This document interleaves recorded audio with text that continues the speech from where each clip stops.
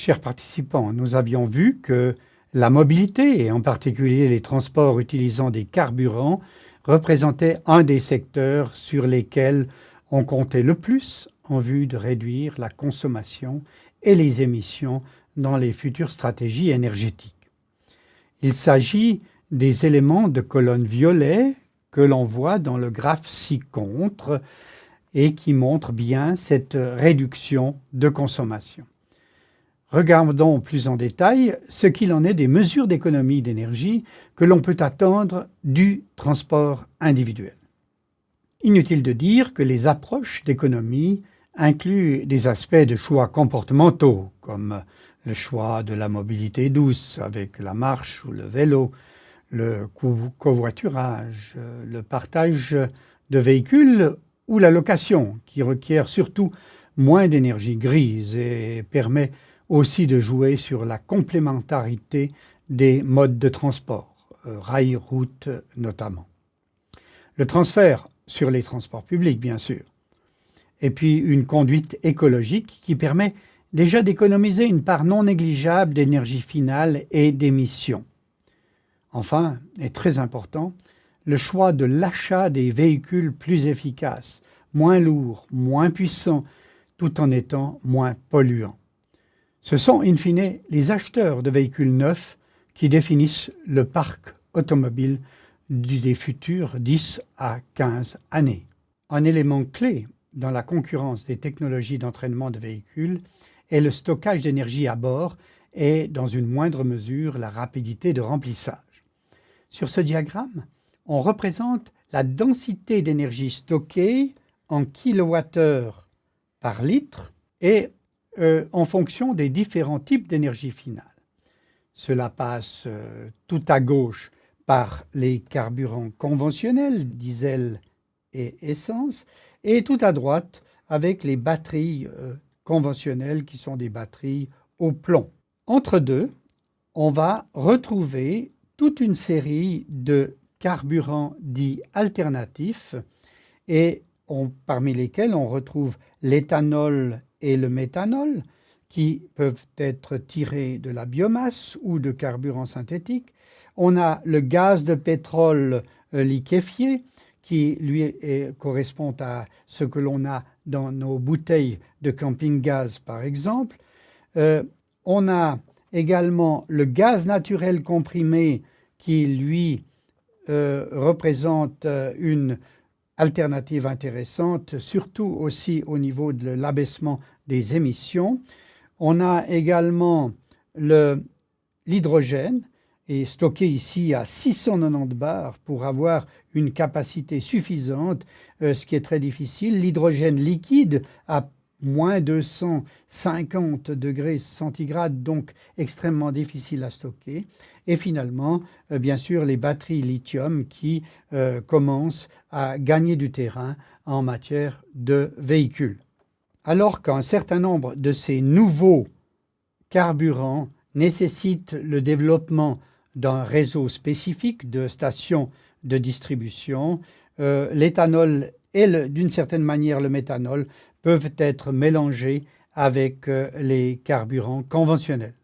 En 2011, les véhicules étaient essentiellement équipés de moteurs à combustion à piston, fonctionnant pour 2/3 à l'essence et avec un catalyseur de dépollution qu'on appelle un catalyseur 3 voies, et pour 1/3 fonctionnant avec du carburant diesel, dont un nombre croissant est équipé maintenant de filtres à particules. Les véhicules hybrides et électriques ne représentaient encore que moins de 1%. Tous les moteurs à combustion émettent des polluants, comprenant notamment des oxydes d'azote formés à haute température par oxydation partielle de molécules d'azote de l'air. Et en plus, ils émettent des imbrûlés. Dans les moteurs à essence, le mélange est souvent préparé avant d'entrer dans le cylindre et doit être comprimé avant que la bougie ne déclenche la combustion au point mort haut, c'est-à-dire au moment où le piston atteint la partie haute du cylindre. Et malheureusement, une partie de ce mélange vient s'insérer entre les jeux qu'il y a entre le piston et le cylindre, et ce faisant, ce mélange-là est mal brûlé et forme ce qu'on appelle des hydrocarbures imbrûlés HC ou du CO, du monoxyde de carbone. Dans les moteurs diesel, c'est de l'air qui est comprimé, on n'a pas ce problème, et on comprime jusqu'à ce que l'injecteur injecte du carburant et provoque à ce moment-là l'explosion. Ces moteurs diesel sont plus performants, mais émettent malheureusement des hydrocarbures imbrûlés sous forme de particules fines, et ces particules sont cancérigènes. Alors en plus des oxydes d'azote qui sont générés également et qui sont difficiles à combattre, les moteurs diesel émettent ces particules, et ceci fait que ces moteurs ne sont pas toujours très bien considérés, notamment dans les villes où on envisage de les éliminer. Les moteurs s'améliorent constamment et les émissions de CO2 par kilomètre baissent d'année en année, comme on le voit avec cette courbe verte. Néanmoins, force est de constater que la consommation de carburant de l'ensemble des voitures en Suisse n'a cessé d'augmenter depuis l'avènement de la voiture en Suisse, et on le voit avec cette courbe rouge pour les 20 dernières années. La consommation et les émissions globales n'ont commencé à se stabiliser qu'au cours des 5 dernières années, car le nombre de kilomètres parcourus a sans cesse augmenté. En bref, tous les progrès techniques ont été éliminés par une demande accrue de services de mobilité et donc une consommation qui n'a pas diminué comme on le souhaiterait. La moyenne des véhicules importés en 2011 émettait un peu plus de 150 grammes de CO2 par kilomètre, à savoir 15 kilos de CO2 tous les 100 km. Si on stockait le CO2 à bord, cela reviendrait à ajouter une grosse valise tous les 100 km. En fait, chaque fois qu'on fait le plein de 40 litres, on va émettre près de 100 kg de CO2 avec le parc de véhicules actuel. Ceci tient au fait que le carbone du carburant se combine avec l'oxygène de l'air, formant le CO2 qui est une molécule relativement lourde. Comme on a considéré l'atmosphère comme une poubelle gratuite jusqu'à maintenant, peu de personnes en ont vraiment pris conscience. En fait, c'est seulement depuis quelques années qu'on commence à exiger des constructeurs qu'ils baissent la moyenne des émissions de CO2 de leurs véhicules. Il est piquant de noter qu'alors qu'on n'a déjà plus eu le droit de construire des maisons mal isolées depuis environ 50 ans, on a toujours le droit de mettre en service des véhicules sans limite d'efficacité par rapport aux services fournis. Ce graphique montre en bleu foncé les émissions de CO2 par catégorie de gamme de poids de véhicule. Et en bleu clair, on voit le pourcentage de véhicules immatriculés en Suisse dans cette catégorie. Comme on le voit avec les deux dernières catégories, près de la moitié, 48% en fait, des véhicules mis en service en Suisse pèsent plus de 1500 kg et émettent plus de 150 grammes de CO2 par kilomètre. À noter que d'ici fin 2015, la moyenne devrait atteindre 130 grammes par kilomètre pour correspondre aux réglementations européennes et devrait tomber à 90 grammes en 2020. Or, le poids d'un véhicule influence directement sa puissance et sa consommation, quel que soit le type de motorisation. Malgré les progrès réalisés en termes de matériaux, le poids des véhicules importés en Suisse a constamment augmenté jusqu'en 2008 pour se stabiliser récemment autour de 1500 kg, qui est encore un chiffre très élevé. Allant dans le sens d'une réduction de consommation malgré tout, la taille des moteurs s'est réduite pour se stabiliser autour de 1800 cm3 de cylindrée. En fait, les caractéristiques des moteurs correspondent à ces plages colorées sur ces deux diagrammes, à gauche pour l'essence et à droite pour le diesel. Les meilleurs rendements s'obtiennent en haut, à haut couple moteur.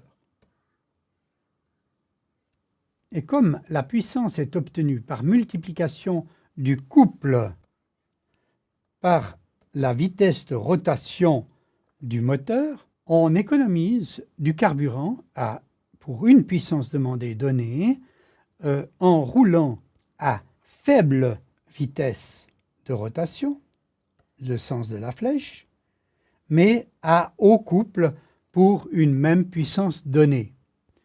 Cela fait partie des recommandations de conduite écologique que de rester au maximum proche des zones bleu foncé où on a un fort couple de moteurs. En fait, la puissance est surtout là pour obtenir une accélération donnée, mais après, le moteur travaille seulement dans des zones marquées par le cadre blanc ici, pour l'essence et ceci pour le diesel. Et ça veut dire qu'on travaille essentiellement à bas rendement de moteur, à faible charge lorsqu'on roule à faible vitesse, notamment en ville. C'est ce qui explique que le rendement moyen des véhicules à moteur à combustion, mesuré sur route, est si particulièrement bas, puisqu'on le mesure entre 10 et 20% selon les types de trajets. Pour économiser l'énergie dans le futur, on va vers une réduction du poids, grâce notamment aux nouveaux matériaux comme les aciers à haute résistance qui sont plus légers. On va aussi vers une réduction de la cylindrée des moteurs, moins de cylindres et de plus petits diamètres. La puissance sera alors obtenue par de nouveaux turbos, des compresseurs souvent entraînés électriquement, qui vont permettre d'augmenter la pression d'aspiration dans les cylindres et donc d'injecter plus de carburant et de produire plus de puissance, mais seulement dans les phases d'accélération, sans pénaliser tout le moteur à faible charge. Un recours accru également aux tractions hybrides et d'avenir, combinant notamment moteur thermique et moteur électrique. Parlons un tout petit peu plus des véhicules hybrides.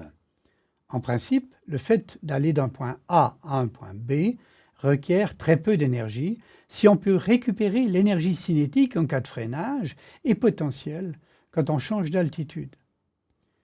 Vaincre les frottements des roulements, des pneus et de l'air ne requiert qu'une fraction de l'énergie que l'on consomme. Récupérer l'énergie de freinage pour l'utiliser en cas d'accélération, tel est un des avantages des véhicules hybrides, tout comme des véhicules électriques d'ailleurs. On distingue deux types de véhicules hybrides, les hybrides parallèles et les hybrides série. Dans les hybrides parallèles, on peut simultanément utiliser l'énergie mécanique du moteur à combustion avec l'énergie électrique stockée dans la batterie. Dans les hybrides série, le moteur thermique entraîne une génératrice et la traction est exercée seulement avec des moteurs électriques. Le concept d'hybride n'est pas nouveau puisqu'au début du XXe siècle, Porsche avait déjà sorti une automobile hybride série, ici à gauche, avec un moteur à combustion interne à essence, et il avait équipé son véhicule d'une génératrice qui générait l'électricité qui entraînait des moteurs électriques directement dans les roues. La photo de droite montre un de mes anciens collaborateurs rechargeant une voiture hybride parallèle, et dans ce cas, la charge, il l'a fait au gaz naturel comprimé, car le moteur thermique de ce véhicule a été converti pour tourner aussi soit à l'essence, soit au gaz naturel comprimé, ce qui permet encore de réduire davantage les émissions de gaz à effet de serre. En jouant sur les interactions avec la batterie, les concepts hybrides permettent également de toujours se placer dans une plage à meilleur rendement de moteur. Pour des raisons évoquées plus haut, le problème du stockage de l'électricité à bord reste un des inconvénients majeurs des véhicules électriques en limitant notamment leur autonomie. Toutefois, il existe une possibilité de rajouter un prolongateur d'autonomie, range extender en anglais, qui est un moteur avec génératrice qui est là pour produire de l'électricité en cas de besoin ou en cas de trajet qui dépasserait l'autonomie prévue.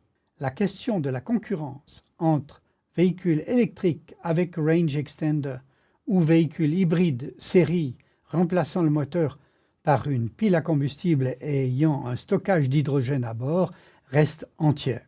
L'avantage de cette dernière option est la pollution plus faible attendue, mais avec les inconvénients de la nécessité de créer un nouveau réseau de stations délivrant de l'hydrogène et aussi la gestion d'un carburant, l'hydrogène, qui a une plage d'inflammabilité plus élevée, ce qui pourrait induire des problèmes de sécurité. Au niveau mondial, l'Agence internationale de l'énergie, AIE, prévoit toujours une part très importante des motorisations avec moteur à combustion ou hybride non rechargeable, comme on le voit avec cette plage jaune ici sur ce diagramme qui va de 2000 à 2040. Les véhicules électriques et hybrides rechargeables ne commencent à percer de façon significative que vers la fin de cette décennie. Et l'AIE prévoit une part importante de biocarburants d'ici 2040. À noter aussi le chiffre impressionnant du nombre de véhicules par année que l'on prévoit de livrer au monde d'ici 2040 avec quelques 180 millions de voitures. En résumé, les objectifs en matière d'économie d'énergie dans les transports individuels sont très ambitieux, et ceci bien avant les années 2035 et 2050. Même si les effets des améliorations techniques ont été jusqu'à maintenant effacés par des demandes supplémentaires en termes de kilomètres parcourus, de confort et de sécurité, il existe de nombreuses perspectives d'amélioration technique, même des technologies existantes, qui devraient permettre de répondre à la réduction de la demande en carburant prévue dans les scénarios 2035 et 2050. Parmi ces améliorations, on a vu des véhicules plus légers avec une cylindrée plus faible, des véhicules hybrides et idéalement rechargeables, des véhicules électriques probablement avec range extenders. En définitive, les économies d'énergie prévues dans les scénarios de la Confédération sont probablement réalistes.